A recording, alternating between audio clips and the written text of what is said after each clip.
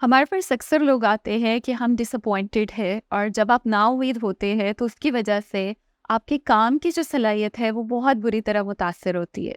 तो आज मैं आप लोगों के साथ इस वीडियो में बात करूंगी कि डिसअपॉइंटमेंट आपकी प्रोडक्टिविटी को किस तरह से मुतासर करती है और कैसे हम अपनी डिसअपॉइंटमेंट को कम कर सकते हैं। मेरा नाम आमना इफ्तिखार है और मैं एक माहिर नफ्सियात हूँ, या जिसको हम क्लिनिकल साइकोलॉजिस्ट बोलते हैं।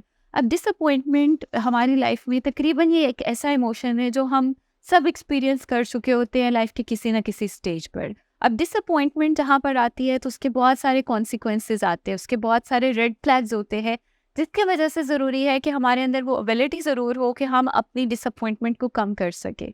इसमें जो पहला हमें नुकसान आता है डिसअपॉइंटमेंट की वजह से, हमारे काम करने का दिल नहीं करता, हम डीमोटिवेटेड हो जाते हैं। और जब आप डीमोटिवेटेड हो तो आपके अंदर जो एनर्जी है वो इतनी कम हो जाती है कि आपके अंदर जो स्किल्स है, जो सलाहियतें है, जो काम आप कर सकते हैं, हम वो भी नहीं कर सकते। जिसकी वजह से डिसअपॉइंटमेंट का जो दूसरा मेजर नुकसान आता है कि आपके अंदर लैक ऑफ कंसंट्रेशन आ जाती है, लैक ऑफ फोकस आ जाता है। आपके अंदर डीमोटिवेशन की वजह से हम चीज़ों को करना छोड़ देते हैं, हम चीज़ों से उकताना शुरू हो जाते हैं, हमारे अंदर इरिटेबिलिटी आ जाती है, हमारे अंदर एग्रेशन आ जाता है, हम चीज़ों को अधूरा छोड़ देते हैं, हम इम्पल्सिव रिएक्ट करना शुरू कर देते हैं। अब डिसअपॉइंटमेंट हमें किन वजूहात से होती है ये जानना बहुत ज़रूरी है। डिसअपॉइंटमेंट की सबसे पहली वजह आती है कि वो लोग जो अनरियलिस्टिक गोल सेट करते हैं, उन लोगों के अंदर डिसअपॉइंटमेंट ज़्यादा आती है। क्योंकि जब आपके गोल्स आपके एबिलिटीज़ के साथ मैच नहीं कर रहे होते तो हम डिसअपॉइंटेड होते हैं।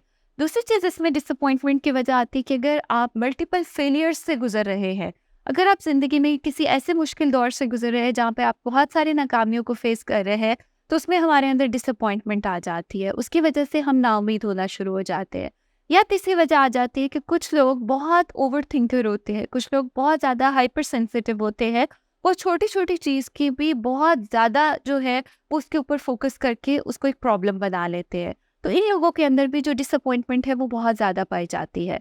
अब अगर आप डिसअपॉइंटमेंट को कम करना चाहते हैं और अपने परफॉर्मेंस बढ़ाना चाहते हैं, तो पहले इसकी जो टेक्निक होती है या टिप होती है कि अपने अंदर मोटिवेशन लाए। And motivation is something which come from inside. आपके अंदर जब एक एबिलिटी टू वर्क होती है या एक करेज टू वर्क होती है, तो ही आप चीज़ों को आगे लेकर बढ़ सकते हो। तो ही आपके अंदर उसको काम को करने के लिए जो है वो एक एनर्जी आती है, एक फोकस आता है कि मैंने उस चीज़ को करना है।